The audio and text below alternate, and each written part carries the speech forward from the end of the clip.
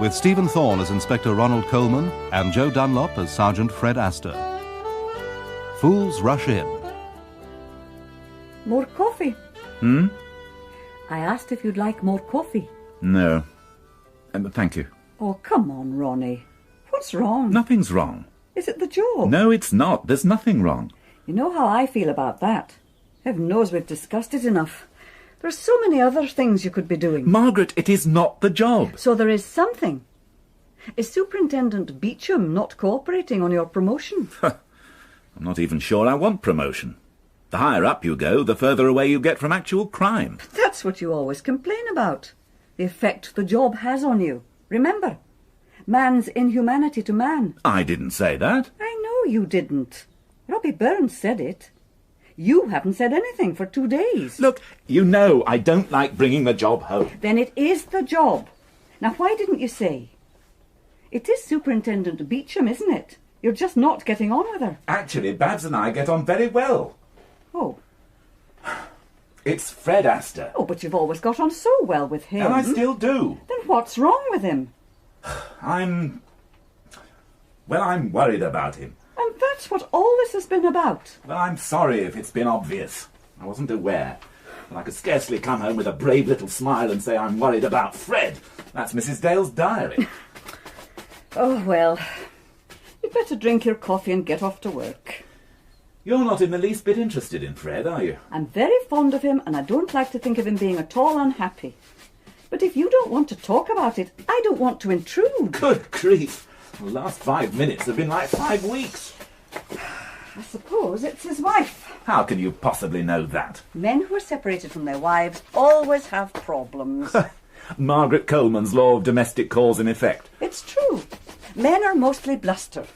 Really, they're quite dependent on women. They lurch through the frightened years between their mothers and their wives, making lots of noise and holding on to each other for support. But once they get married... She drove me to drink. That's the one thing I'm indebted to her for. What? Oh, that's that silly red-nosed comic, isn't it? W.C. Fields, and he's not silly. You may well be right about the red nose. You can protest, but you couldn't get along without me. I do not protest.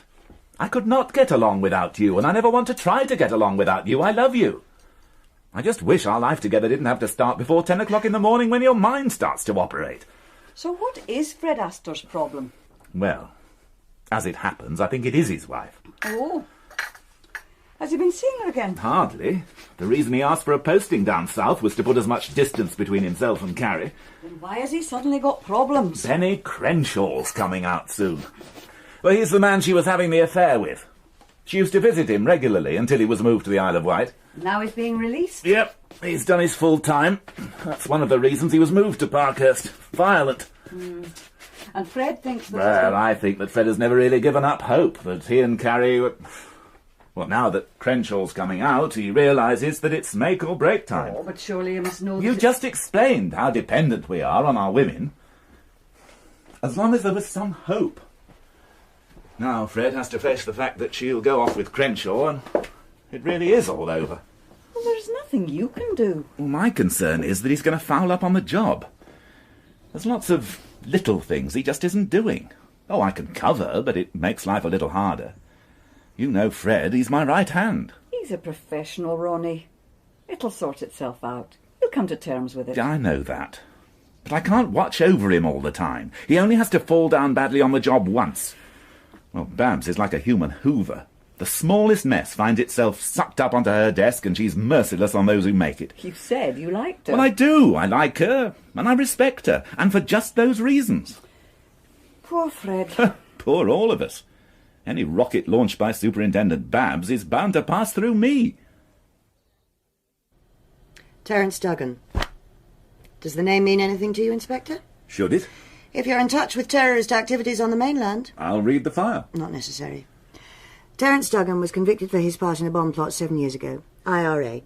We believe he was running a number of active cells, but we only got him for minor involvement. An inclement judge sent him away for 10. And what's our interest in him? He comes out tomorrow. A model prisoner, full remission, that found God in prison. What had he gone down for? I'm not in the mood for that sort of thing, Inspector. Nor am I, Ma'am. Well, you don't expect me to take that seriously, do you? The number of cons who get religion inside is legion, A nice cushy number, polishing the altar brass and working a full remission. I'm aware of that. I don't take it seriously. But in Duggan's case, well, he's been very thorough. Bible classes, hours spent closeted with the padre. The end product being a full born-again Christian who has renounced violence and is positively relishing the prospect of spreading the good word to an evil outside world. Well, goody. That should make our job a little easier. You still haven't explained our interest in him. We believe he's an important cog in the terrorist machine. He knows who the big boys are. And you want me to ask him who those people are? Why hasn't he told the governor, or the padre? Because, as he explained to the padre, although he has discovered the joy of the Lord's teachings and knows that his own sins can be expiated only by the grace of his Maker, there's nothing in the Bible that says that Jesus was a grass. It's a point of view you have to respect. I don't have to respect it, and I don't. The man's laughing at us. Moreover, due to an oversight by some moron at the Home Office, there's no deportation order against him. He's about to walk out of Parkhurst and vanish back into the network. The next we shall hear of Terence Duggan is when some poor devils have had their limbs blown off in another bomb outrage. It seems our hands are tied. Not mine. I want somebody to go out to see him before he walks free and put the fear of his newfound God into him. Let him know that we know. Tomorrow? Then I shall have to get out there this afternoon. Sergeant Astor. Ma'am? I'd rather he went. Parkhurst? I'm quite happy to go, a day out on the Isle of Wight. Exactly, it's not a day out. I want Duggan frightened. Well, if he really has got religion, I think that... Astor understands the Duggans of this world. He might succeed in getting my message across. If Duggan has got religion, I'm sure he'll find it in his heart to forgive us our doubts. I'm sure that Inspector, I once overheard a sergeant, a female I hasten to add, describe you as an old softy. Well, that should look very well on my assessment for promotion. We all get the best results when working to our strengths. I'm aware of yours. I could send Sergeant Inspector. Quinn. Yes, ma'am. Sergeant Astor it is. Is that all? Yes, thank you. Inspector. Ma'am? I don't necessarily agree that you are an old softy. Different strengths. Thank you, ma'am. On this occasion, I prefer to use the bludgeon rather than the rapier. Yes, ma'am. I've explained all this before, Sergeant. What is it your name is? Astor. Sergeant Astor. I've already explained that all that is part of my past life. I cannot forget it, and I cannot atone for that evil. But nor can I compound it by condemning those poor souls to a punishment devised by their fellow man. They'll answer for their sins to a greater justice. Duggan, I haven't come all this way to listen to a lot of pseudo-religious drivel. You asked to see me. Right. And now I'm asking you again for the names of the people you work for. Where they hide out, and where the arms dumps are, and how it's getting into the country. And I'm not going to tell you. Look at it this way, Duggan. Those bastards are bombing women and children. It's not a war, it's a campaign of intimidation against innocent people. Just think of the brownie points you could earn with God if you were the one to put a stop to all that. I'll sort out my own salvation. OK, but what about when they talk about the joy in heaven when a sinner turns over a new leaf? It says nothing about a sinner shopping his mates. I mean, does anybody know what happened to Judas Iscariot? He hanged himself. I thought you'd have known that. Well, that's what I'd be doing if I were to cooperate with you lot. You've had 7 long years to work on me, Sergeant. You've got nothing, and you're getting nothing. Do you understand that? Oh, I understand a great deal. I don't believe one word of your conversion to God or any of that rubbish. You're a murderer. I wouldn't care if you were only one of their errand boys. You've got the same blood in your hands as the people that plant the bombs. I don't have to listen to this. No, well, listen to this. When you walk out of here, don't believe for 1 minute that you're a free man, because we are never going to let you go. And neither are your murdering friends. Yea, though I walk through the valley of the shadow. Well, I hope so. Because you know something else, Duggan? I'm going to let it be known that you have talked, have given me names. You lying bastard copper! And what are your friends going to do then? They'd know I'd never say nothing. Well, that's a chance you'll have to take. Mind you, if you do give me the information I want, we'll do everything we can to keep you alive. And do you honestly believe that they wouldn't reach me? Well, it's either us or them. And you know that they're killers. Can I go now? You're as good as a free man, Duggan. Oh, Sergeant. Yes? The name. It's been worrying me. Astor. An unusual name. Do you know a man, Crenshaw? Oh, you do. Benny Crenshaw. I've seen a lot of him this past year or more. He often talks of the man who put him away. And of the man's wife. Does he? A violent man, Sergeant. A man who harbours evil in his soul. May the peace of God go with you, Sergeant. But I have phoned, officer. I phone every day, and still nothing's done to stop the man. But you haven't talked to me, Mrs. Head. Oh, I don't know who I talked to. All I know is that nothing's been done. The calls will have been logged. Well, what's the point of logging them if you don't do anything about them? Perhaps there's nothing we can do. What part of the world are you from? I beg your pardon? I said, where are you from? I'm a Londoner. Ah. Yes. Now, if you'll just give me a moment, I'll have a look in the book. Is there anybody else I could talk I to? am perfectly capable to deal Only with... he's foreign too. Who is? Mr. Lurgan, the man I'm telling you about. Is Sergeant Astor in? Oh, I'll phone his office inspector. Don't bother, I'll check on my way. Inspector? Yes? You're an inspector? Yes. Is there a problem, Trench? No, sir, it's quite all right. It is not all right. I have phoned 3 times, and now I've come in to see you. What is the problem, Mrs... Mrs. Head. What's the problem, Mrs. Head? This man is still parking outside my house, and I've phoned 3 times. Parking? Still. Why aren't you dealing with this, Trench? I was dealing with it, sir. You see, I'm an inspector, madam, CID. Criminal Investigation Department.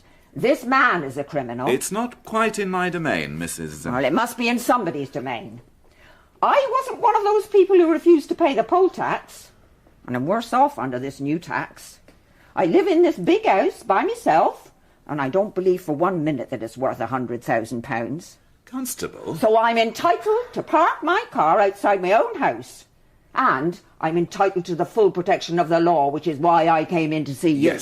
Yes, 1 moment, please, Mrs. Head. Constable Trench, what are you doing at this precise moment? Well, I'm on the desk until I have my lunch, and then I'm... Take Mrs. Head back home and sort this problem out once and for all. Take a car. You have my authority. This is your case, Trench. Yes, sir. Thank you, sir. Right. Thank you, Inspector. It always pays to go to the top. That's what I always say.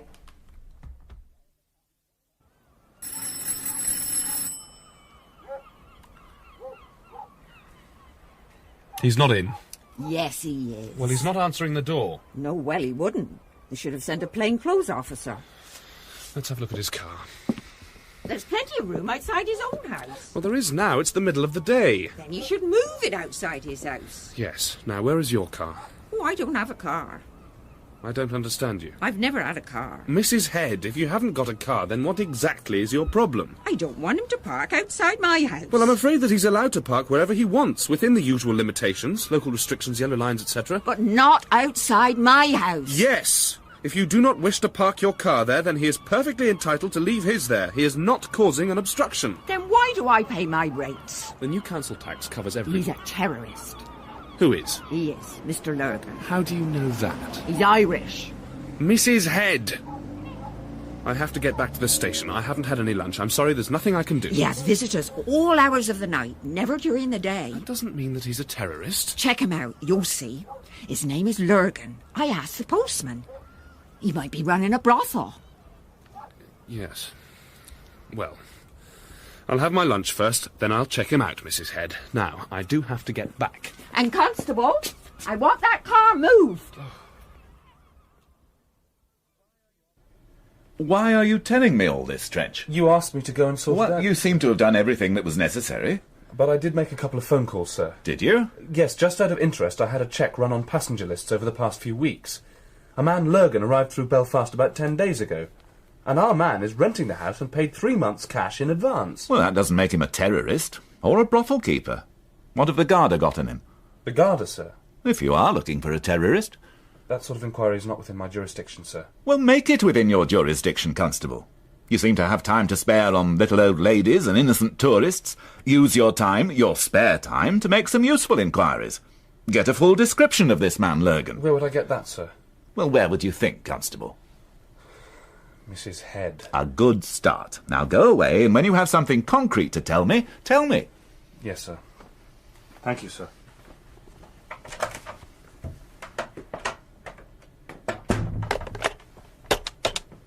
Fred, for no better reason other than that I have a nasty suspicious mind, Oh. Then where is Sergeant Astor? What? Well, why on earth didn't he tell me? What? Well, of course I would have stopped him if he'd told me. Damn. A known terrorist, Terence Duggan, is released from prison, to all intents and purposes a reformed man. However, according to Sergeant Astor, that is a lot of daft blether. A colourful phrase. I trust his judgment, Superintendent. And you and I were not exactly impressed. Yes, quite. And now you tell me you haven't been able to contact him since his release. No, I didn't say that, Ma'am. What I said was that he never even arrived at the address agreed with the authorities. Well, I certainly want him found, Inspector. And quickly. I don't think we will find him. I think he's gone to ground. How did you lose him? The prison authorities failed to notify me of his exact time of release. And who do you suppose is going to carry the can? Well, I haven't got the manpower Quite. And then you tell me that an Irishman who recently arrived from Belfast is causing parking problems in a suburban street. No, Ma'am. Since he arrived, there have been nocturnal comings and goings at the house. That apart, the man doesn't seem to leave the house. He has no job. And 3 months' rent in advance is too much to be paying if he's a simple tourist. And our colleagues in the Garda have nothing on anybody called Lurgan. This sounds very much like one of your hunches. You know how I feel about hunches, Inspector. Well, that's why I came to see you, Ma'am. Trying to pass the buck upwards. No, Ma'am. I wanted to talk to somebody, and my sergeant's vanished on 3 days' leave. It all seems remarkably tenuous. On the other hand, in today's climate, I don't like suspicious Irishmen wandering around on my patch unaccounted for. Put somebody on him for a few days. Who? Well, that's my other problem, Ma'am. My troops really are very thin on the ground. What about this Constable Trench? No. He's uniformed. Well, he must have some civilian clothes. And he seems to have acquitted himself well enough so far. It's a CID job. It's a simple observation job. I don't think Constable Trench... Well, I do. Constable Trench is too inexperienced. What are your options? Sergeant Astor... is not here. And it's a straightforward observation job. Inspector, are you all right? Yes. Yes, I'm fine. Thank you. You looked as if somebody had walked over your grave. Really? Good. Constable Trench it is, then. Good. Anything else, Inspector? No, Ma'am. Just one thing. If this does turn out to be a lot of daft blether, we are going to look very foolish. 3 days off, without so much as a buy or leave. They must have had a good reason, knowing Fred. We're meant to be a team, Margaret. How can you be a team when one's playing a totally different game to the other? Well, you admitted that you would probably have tried to stop him. And in any case, you often take days off without consulting him. I don't have to consult him. I have a higher rank. What can be so urgent back in Scotland that he has to go rushing up there without telling me? Well, what do you think? I've no idea. Really, Ronald? Where are those keen analytical faculties that you pride yourself on so much? No doubt dulled by the responsibility of having to solve all the crime in the area single-handed. He's gone to see his wife. Carrie? Well, you were the one who told me about the problems he was having. What was that man called? The one she went off with? Of course, stupid of me. Well, I want him back. I'm reduced to using a complete novice on an important observation job. What is it exactly that worries you about this Constable Trench? He's young. I see. No, it's not what you're thinking. Yes, he can't wait to get my job. He's Bramshill College material, and he thinks he knows it all already, but he doesn't. The only way to learn about being a copper is out on the street. If he fouls up on this... I trust Fred, Margaret. How could they let Benny Crenshaw out of prison at a time like this? How did you find me? I'm a copper. Yes. Well, Would you like a cup of anything? A tea or a coffee? Don't suppose you've anything a wee bit stronger? No. I'm sorry, my budget doesn't run to it. Would you like to go, No. How are you, I'm fine. How are you? No, I mean, how are you managing? Ugh, I manage. I have a job. I'm back hairdressing. You know that I'd always... I don't want it, Fred. No, of course. Is that why you've come all this way? No. I had some business in Glasgow that I couldn't really settle on the phone. Fred Astor. For a policeman, you're a terrible liar. Well, I managed to make you laugh. Even when you came back with those wonderful stories, I always knew you'd been in the pub. If you'd been at home more often. No, Fred. It wasn't me. It wasn't you. It was us. Carrie, you knew what you were getting into. No, I didn't. You have to be married to a policeman to know. Nobody can ever tell you. But you wanted me to go for the promotion. You remember the champagne when I made sergeant? Yeah, that was the pay rise gone in one night. I remember it all, Fred. I remember all of it. Listen, let me take you out for a meal. You remember the Greek place? Yes, and I'm sure they remember you. I didn't realise they give you special plates and things to chuck on the floor. I was so embarrassed. Well, maybe the Italian place? No. Carrie. You've come back to see whether we can make a go of it again. I don't want to make a go of it again. Benny Crenshaw. I'd had enough before Benny Crenshaw came along. He's coming out next week. Oh, I see. That's why you came to see me. He served his full time. No remission. Oh, I'm not surprised. Fred, I don't think you'll be able to find me. There are simple ways. Electoral rolls. Oh, even if he does find me, I'll tell him what I'm telling you. I don't want to see him again. I was very stupid. I didn't realise. Seeing him in prison... He's a very violent man. Well, I know that now. Carrie. First a policeman and then a violent criminal. At the moment, I'm looking for something somewhere in the middle. And if I don't find anybody...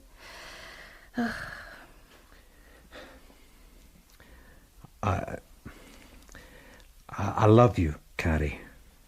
That's what I came all this way to tell you. Thank you. But there's no point. Please go now. And please, don't come looking for me again. Who's relieving you at the moment? Constable Peters. I thought I'd have a shower, maybe a bite of breakfast before getting back there. How long have you been on duty? Oh, I don't know, sir. 18 hours? It's not important. I'm enjoying myself. You didn't become a policeman to enjoy yourself, Trench. Oh, but it helps, sir. So does sleep. Tell me what you have to report and then get your head down for a few hours. Yes, sir. Police Constable Peters and myself took up our position in Villa Park Road yesterday afternoon. You parked a large police car outside Lurgan's house. No, sir. I'm sorry. I'm suffering from a lack of sleep myself. We were in an unmarked car. However, there was a difficulty, as Mrs. Head seems to be sensitive about strange cars being parked in her street. What happened? She came across to investigate, and when she saw it was me, she insisted on making us a pot of tea and bringing it to us. Good grief. I was able to explain the nature of our mission, and everything seemed to be going well until it became dark, when she came out to us again to ask if we were warm enough, and could she bring us a hot water bottle apiece. I don't believe this. Well, she was trying to be helpful, sir. We are taught that the cooperation of the public... And what was Lurgan doing all this time, serving you Irish coffee and soda bread? I don't think he was aware of our presence, sir. Perhaps you should have dropped a note through his door. You see, one of the things that I noticed in the course of the day was that he didn't leave the house at all, except on 2 occasions to make phone calls from a public call box. Yet he has a phone installed in the house. Operational? Yes, sir. Strange. Yes, sir. Almost as if he didn't want to chance his own phone being tapped. And are you trying to tell me that, if he's that careful, he didn't notice you having your tea party with Mrs. Head? I don't think he did, sir.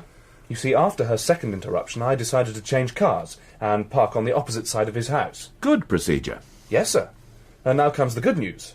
At 1:30 in the morning, he did have a visitor. Who was it? I don't know, sir. Camera? Well, yes, sir, but I didn't get it until I changed cars, and it's not infrared. Damn.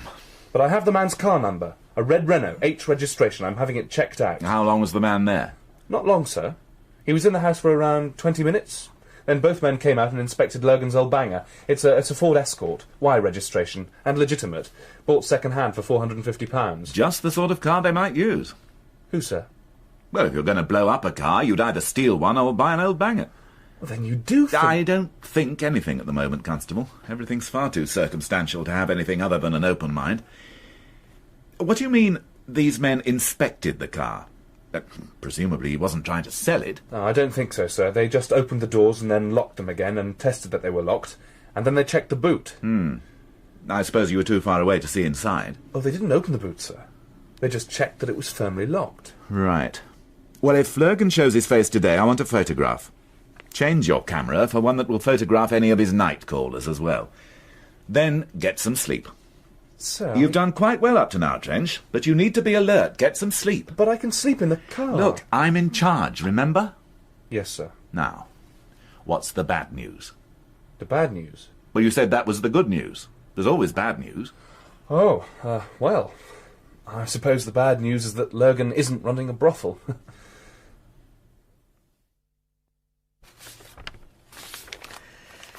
Presumably you've read this. Yes, ma'am. Depressing reading, wouldn't you say, Inspector? Oh, I've read worse.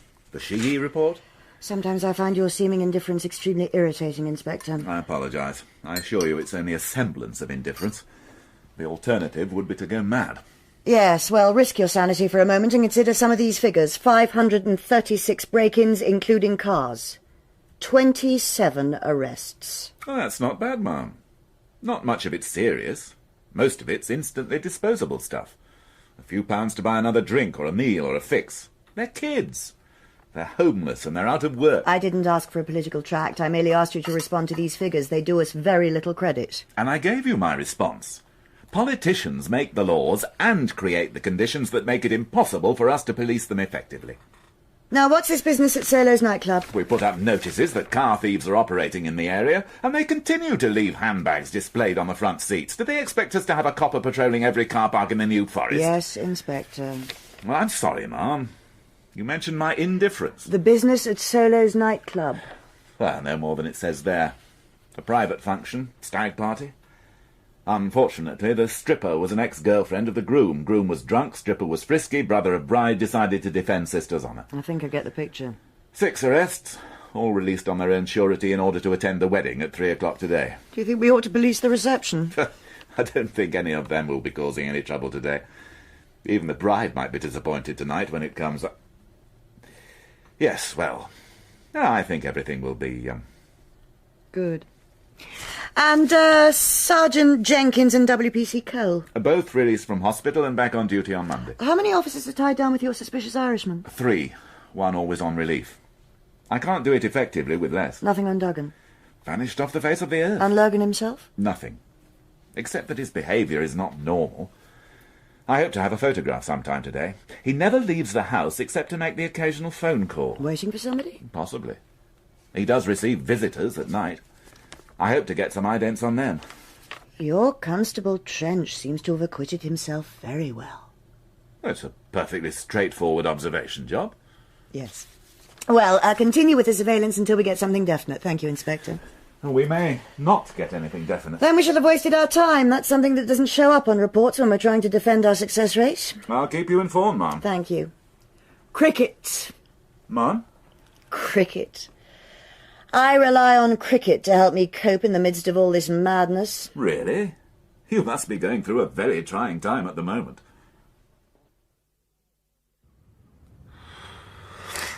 I did have a couple of hours.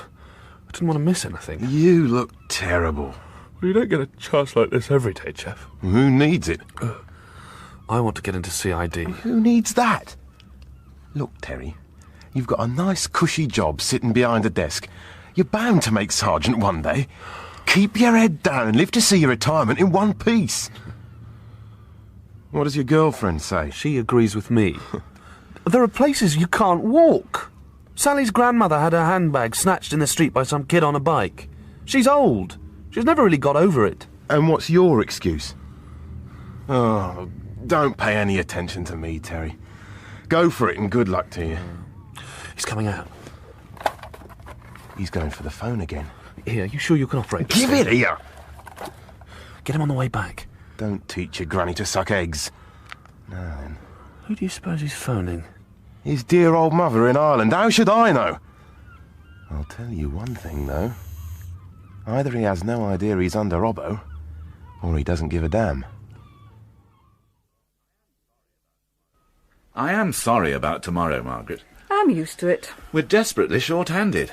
But in any case, I have to be on hand if our man makes a move. Why don't you just go in and arrest him? Well, you know why. This is not just one of your excuses, is it, Ronnie? Of course not. I could trust Fred Astor if he were here, but as it is... It's just that it seems to happen every time. I can't help it, Margaret. Anyway, you'll give your mother my best wishes. I've got all tomorrow off. It sounds a lovely idea. Then what about it? You know, I'm not prepared to start anything serious, yeah? I'm not suggesting anything serious. I'm just suggesting that we spend the day together. In the evening we go to this Italian restaurant that I know. And then what? WPC, Kathy Pegram, you are a difficult woman. I'm not. I'd just like to know what I'm getting into. All right. After the meal, we go back to your place and I'll tear off all your clothes. I'm being serious. You think I'm not? What I'm trying to say is that I don't want to be anybody's second best. You mean Carrie? Yeah. Kathy, things are over between us. Why did you go to Glasgow? Well, do you still love her? We've been married 11 years. We were kids together. And you're still in love with her? I wanted to make sure she was all right. And to find out whether she still loved you. She made it quite clear that our marriage was over. Has she found another chap? No. There was somebody. And there isn't any more? No. Do you believe her? I hope for her sake there isn't. The man's a violent criminal. She sounds like a bad picker. First you and then a villain. Oh, I didn't mean that. Oh, you look like a wounded Highland terrier. What about tomorrow? Oh, Fred, you're a nice man. I like you, but I'm not prepared. You know, well, people get hurt. I don't need that. Nor do I need a grown man crying into my pasta. I'm not crying. Look, we're both adult people. I've hardly talked to a woman since Carrie and I broke up. Not because I'm virtuous or anything like that. It seems to me that the moment two people smile at each other across a crowded room, somebody's going to end up disappointed. That sounds encouraging. But not necessarily hurt. Fred, nobody can live like this forever. I'm prepared to take my chances out in the wicked world again if you'll take a chance on me. I do like Italian food. Well, this place is great. It's actually a converted train shed. But I'm not going to bed with you afterwards. Oh, look, Kathy. Look, I'm not virtuous either, but when that happens, if it happens, it'll be my choice. And only when I'm sure that's what I want. Oh, I couldn't agree more. One thing at a time. We can discuss it after the Italian restaurant. Fred Astor! Shh, don't shout. People are looking. Have another gin and tonic.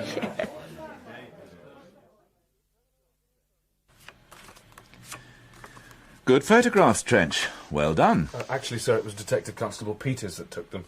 I wasn't too sure about the camera. Oh, you needn't have worried. These cameras are idiot-proof. Just that I'm used to a more up-to-date model, sir. Really? Well, you'll soon get used to our archaic methods, Constable. When I was a lad, we used to hope the suspect would stand still long enough for us to get an artist's impression. At Ashford, we had These state-of-the-art... two, and this one, have them faxed to our colleagues in the Republic. Explain the urgency. Tell them we're looking for a possible known terrorist. What if they don't come up with anything, sir? Well, then you're back on the desk in double-quick time. I can't afford to have valuable men tied up on an off-chance. Oh, thank you, sir. Don't misunderstand me, Constable. At the moment, anybody upright and breathing is a valuable man. Right, get on with that. Yes, sir. Sir? Ah, Sergeant Quinn, come in. Sergeant. Terry. You, wanted to see me, sir? Yes, I was looking at this report. Yeah, not too bad for a Saturday night, sir. Give me a rainy one any time. Oh? Yes, sir. It's too wet for a decent punch-up. What is it Shakespeare said? Drink increases the ardour, but a cold shower soon cools it down. Shakespeare? Him or somebody else. Anyway, the rain certainly sent most of them home to their wives last night. Yes. I'm intrigued by this one. Ah, yes. A grounded swan? Well, in Dunbridge. Apparently it had been strutting up and down the village street for an hour. Brought the place to a standstill and nobody could get near it. So 2 flying squad cars were dispatched? Well, it would have to be the flying squad, wouldn't it, sir? Yes. Very good, Sergeant. 2 of them? Well, both happened to be in the area. And Constable Ferris? Very nasty bites on the hand and the leg. He'll be back on duty in a day or 2. I'm stretched to the limit and I lose another man to an angry swan. There's nothing we can do about it, sir. One of the most important aspects of our job is still helping old ladies across the road. Yes, I am aware, Sergeant. Well, at least there's not a great deal to follow up. I can spend some time catching up on my own paperwork. Well, Sundays are a bit bloody, aren't they, sir? The alternative was worse. Thank you, Sergeant. Sir? Oh, by the way, how is the aggrieved bird? Oh, absolutely fine, sir. Yeah, we got it back into the nearby river, and it was last seen gliding away as calm and sedate as a swan? Yes, sir. A swan.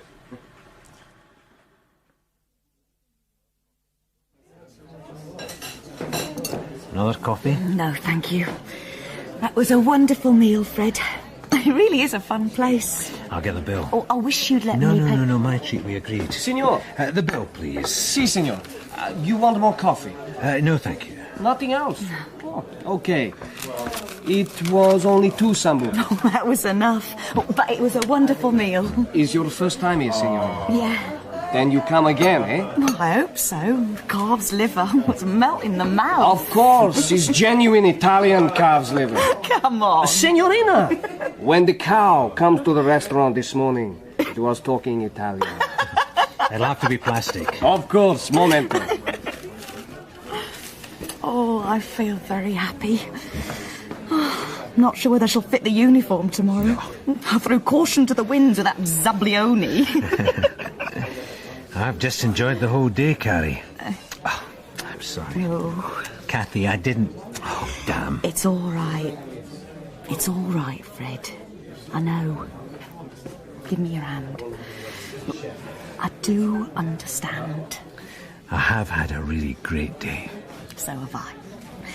And now I think you better order me a taxi. Yes. Yeah, sure. I was going to... And would you ask him if he can drop me off at your place?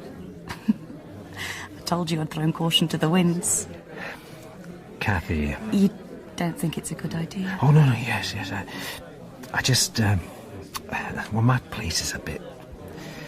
Can't we go to your place? No. That's my territory. I'm not ready for that yet. I've only got a single bed. Oh, so I should hope. But it would be better... But I could change my mind. Signor! Yes. You know, after I take her out for a meal like this, she's still giving me a hard time. I never understand women, signor. They never know when they got a good deal. As for you. Oh, grazie. Buona notte. Yeah, good night. And I would remind you, WPC Pegram, that I'm a superior rank. Nonsense. Underneath it all, you're still only a man.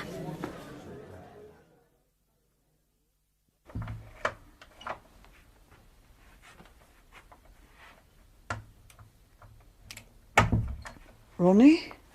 Sorry. I was trying not to disturb you. I was still awake. You can turn on the light. It's all right. I undressed in the bathroom. You're very late. It's been a very long, boring day. But at least I managed to shift a lot of paperwork. Did you eat? Yes, a cold pasty and a packet of crisps. Spring onion flavour. Oh, dear. I cleaned my teeth.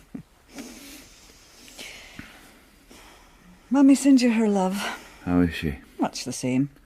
That's what I feared. Oh, you are rude about her. Glad you had a boring day. Too quiet. I get the feeling something's going to explode.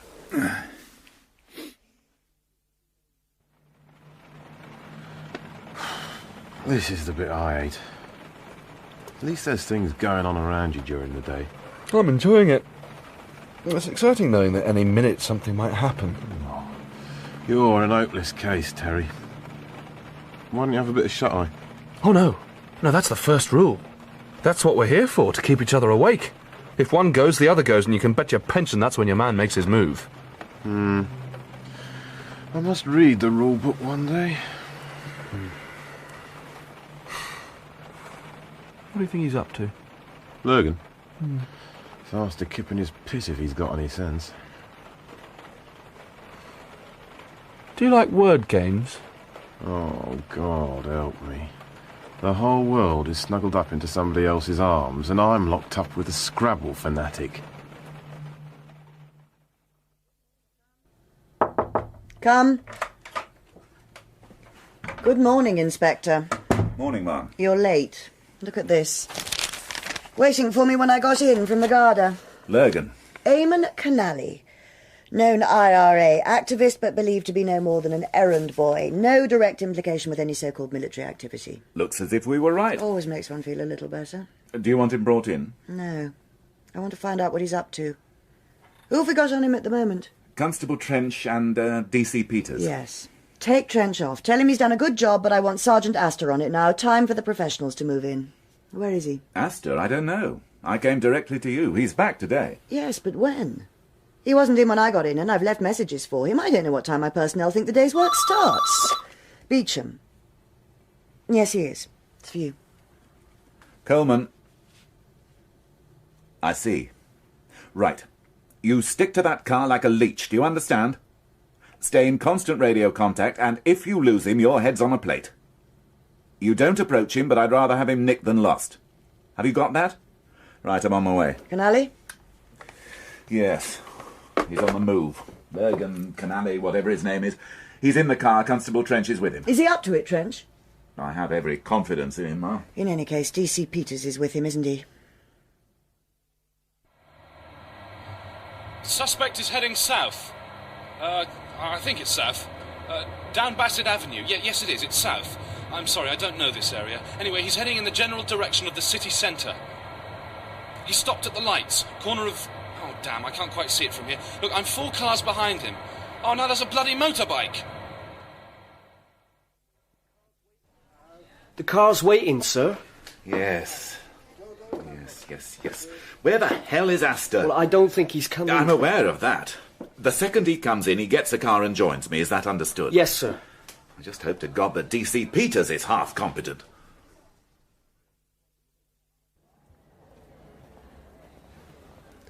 This is Constable Trench. Suspect's car is still parked outside Marks and Spencer's, waiting for further instructions. Over. Oh. Hello. Constable Trench again. It's all right. Inspector Coleman is here. Over. Hello, sir. Any developments? The suspect parked his car and went into Marks and Spencer's about 6 or 7 minutes ago. That's it there, sir. The green Ford Consul. Ah, yes, got it. Peters is with him, is he? No, sir. Where is he? I don't know, sir. What do you mean you don't know? Well, sir, DC Peters had just gone to, answer a call of nature when the suspect left the house and got into the car. Who is with Lurgan? Well, you instructed me to stay with the car, sir. Good grief. I thought about it, sir. You see, I'm certain that he only put 1 coin into the meter, which means that he intends to come back within 20 minutes. Lurgan is more correctly known as Eamon Canally, a known IRA activist. Now, what are we going to do if he doesn't come back to his car? Or doesn't go back to his house? Perhaps go straight back to Ireland without paying the parking penalty. What are we going to do, Trench? Well, what would they do at Bram's Hill? Do you know that there is a back entrance to Marks and Spencer's as well as a front entrance? No, sir. Excuse me, are you going to leave that parking space? What? I'm looking for somewhere to park. Well, not here, madam. Yeah. Is there a car park anywhere? I beg your pardon? Is there a car park? I really don't know, madam. Find a policeman. Shall I go and look for him, sir? No. No, he was gone the moment he entered that shop. I told you not to lose him. Give me that radio. What call sign? Sierra Hotel 03, sir. Right, now listen to me carefully. My car is parked round that corner. On the back seat, there is a loud hailer. I want this area cleared quickly and quietly. Do you understand? Yes, sir. And there is no need for anybody to panic. I don't want any panic. Quickly and quietly. Got that? Yes, sir. This is Sierra Hotel 03. Sierra Hotel 03. Receiving you, Sierra Hotel 03. Over. This is Inspector Coleman. I have a suspect car, city centre, next door to Marks and Spencer's. I need maximum assistance. Alert Royal Naval Bomb Disposal. Alert all police stations to listen for coded warning calls. Open a direct line to Superintendent Beecham. Over. Understood, sir. Over and listening.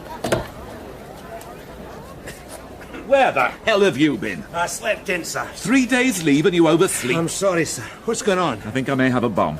Green Ford Consul parked at the side of Marks and Spencer's. Oh, got it. Have you had a warning? I am a police officer. I repeat, I am a police officer. I want this area cleared as quickly as possible. Calmly and quietly, please. Please clear this area as quickly as possible. Thank God he's getting something right. I repeat, that We need a uniformed man. They don't believe him. If you will withdraw in an orderly fashion in the direction of the Odeon Cinema. In an orderly fashion, thank you. There, sir. Thank you. There. What? Look, there, sir. Just standing there. Duggan. Where? Damn. He's gone. It was him, sir. Terence Duggan just standing there, looking sort of lost. He's gone now into the crowd.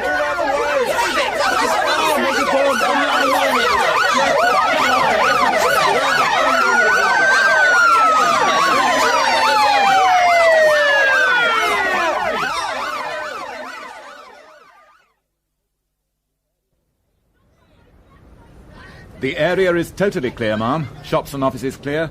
All roads in the vicinity are now sealed off. I have maximum Sir. support. What is it? Terry Trench. What? Please hold, ma'am. I have a problem. What problem, Inspector? What does he think he's doing?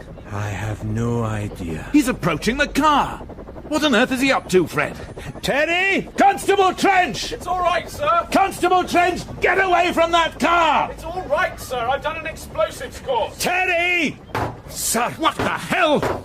He's trying to kick the boot open. I don't believe that raving idiot! Terry, come! Get down, Fred, for Christ's sake, get down!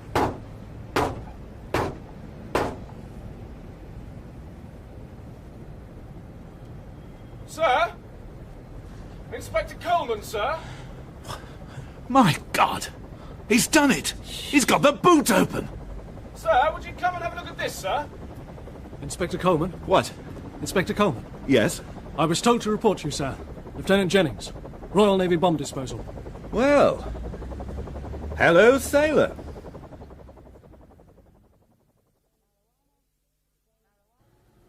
Marijuana, cocaine, crack. At a conservative estimate, a street value of well over $1 million. Destined for the Republic. Who can say? Wherever there's a market. One thing is certain. Eventually it would have ended up as guns and explosives in the hands of the IRA, a routine method of financing the armed wing. And where does Duggan fit in? Sergeant Astor is quite certain he saw him there. Oh, it's no more than an intelligent guess, Inspector. I suggest it's a question of protecting the chains of command. We can assume that Lurgan or Canali didn't know his superiors. If we'd picked him up with a car, he literally could not have told us who he was delivering to. And Duggan does know who the big boys are. Certainly he does. The timing of the operation coincided with his release from prison, so they took the opportunity of using him as a cutout. Obviously, those were the daily phone calls that Lurgan was making. Yes. Once Duggan was certain he'd avoided any possible police observation, he arranged for the delivery to be made. How unfortunate that we had entrusted Police Constable Trench with the case. Yes. Is he outside? Yeah. What do I do, Ronald? I'm relieved to say that you're in charge now. Yes. Let's have him in. Right. Come in.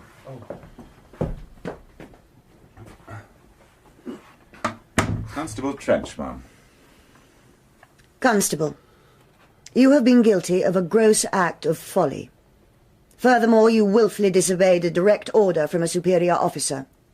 As a result, you placed your own life and possibly the lives of many other people at risk. Do you have any explanation to offer for your actions? No, sir. You don't deny any of these accusations? No, sir. And you understand the nature of the accusations and their seriousness? Yes, sir. Inspector Coleman? You said at the time something about having done a course on explosives. Are you offering that as some sort of mitigation? No, sir. I did... No, sir. Are you able to offer anything in your own defence? No, sir. Inspector, do you have anything to say regarding Constable Trench's previous record? Oh, yes, ma'am. He has always proved to be very conscientious, very knowledgeable within his limited experience. It is possible that he was entrusted with a responsibility that he was not yet prepared for. Therefore, I must take some of the responsibility for today's events. Yes? Yes, I am perfectly aware of that. You will please inform them that I shall be prepared to make a statement very shortly. The world's press, in the shape of 2 local television companies, is baying for some comment. Just the beginning, ma'am. Yes, the interest won't be confined to local news. Constable Trench, I am requiring you to take immediate leave pending a more extensive inquiry into today's events. In the meantime, you will not speak to any member of the press under any circumstances. Do you understand? Yes, sir. And will you please stop calling me sir? Oh, yes. Yes. Right, you may go. Yes, yes. Thank you, sir. Wait outside, Constable. Yes, sir. Thanks to that young man, we've lost 2 terrorists and gained a major drug haul. What's more, there's a danger he'll be made into a national hero. I think it's more of a certainty, knowing the tabloids. Oh, get him out of here, quickly and quietly. He mustn't talk to anybody until this thing is settled internally. Then we must present a united front to the media. Yes, ma'am. And I appreciate your comments concerning the responsibilities involved. They rest as much with me as with you. Yes, ma'am. Thank you, ma'am. Which makes me ask why you didn't wait for a coded warning before clearing the area. One of your hunches? Think about it, Ronald. It's a question that's bound to be asked. Yes, ma'am.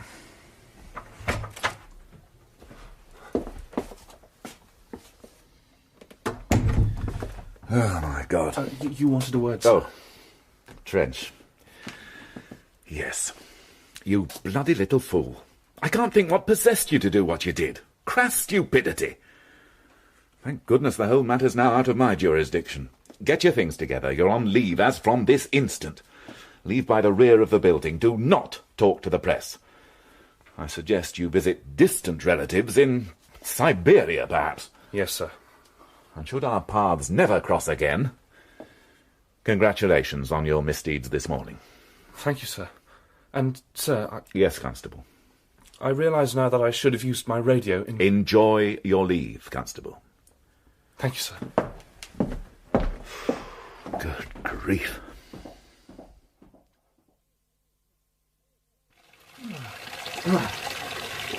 Hey, Terry.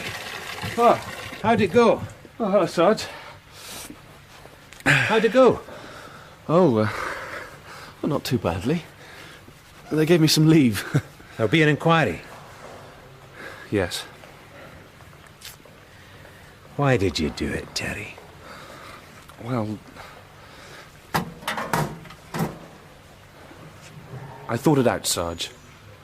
You see, I reckoned that it wasn't a bomb. They would never have left it outside the house all that time if it was already primed. And Logan never touched anything from the moment he got into the car until the time he left it outside the store. I just reckoned it wasn't a bomb. The inspector had got it wrong. Oh, you can be an arrogant little beggar sometimes, Terry. Why don't you just learn to keep your head down? Well, because he frightens me. Who? Inspector Coleman. I know he doesn't like me, and I get nervous. I just wanted so much to get something right. I've been thinking of asking for a transfer ever since he got here. Ah, don't let the buggers get you down. This isn't your police college, and wherever you go, you'll find a lot worse than him. Look, what about this wee lassie of yours? Why not see if she can get away for a few days with you? She can't often get away. Try. I can tell you that when the world is looking a really cold place, there's nothing like a warm wee body to snuggle up to. You reckon? It's not in the manual, but take my word for it, Terry. It's true that no coded warning was received, but Inspector Do you want any Coleman more? is prepared That's to the take responsibility fourth time for his I've had to actions, watch it. And I obviously... Another drink. No, thank you. She does come across well. She spent 15 minutes getting her makeup right. She may well be the crisp and efficient police superintendent, but Babs is a very feminine creature underneath it all. I'm sure she is. But she handled that business about the lack of a warning well. Yes. I mean, she didn't duck it. And she's right. Better safe than sorry. Yes. I think I will have one more. It's been an exciting day. How's Fred Astor? Missed all the hard work and got back in time for the cameras. I meant, how was his leave? Did he go to see his wife? Well, he has a sparkle in his eye and a spring in his step that tells me that he's resolved that problem. I hope so. Everybody seems to have been acting very strangely. I should imagine you'll be relieved to get back to reality. Oh, I've wrestled with reality for 35 years and I'm happy. I finally won out over it. Oh, dear. The Marx brothers? James Stewart in Harvey. Oh, well. I can see why you would identify with that. Wasn't Harvey a large white rabbit? Yes. What do you mean? I'm going to bed. Good night, Ronald.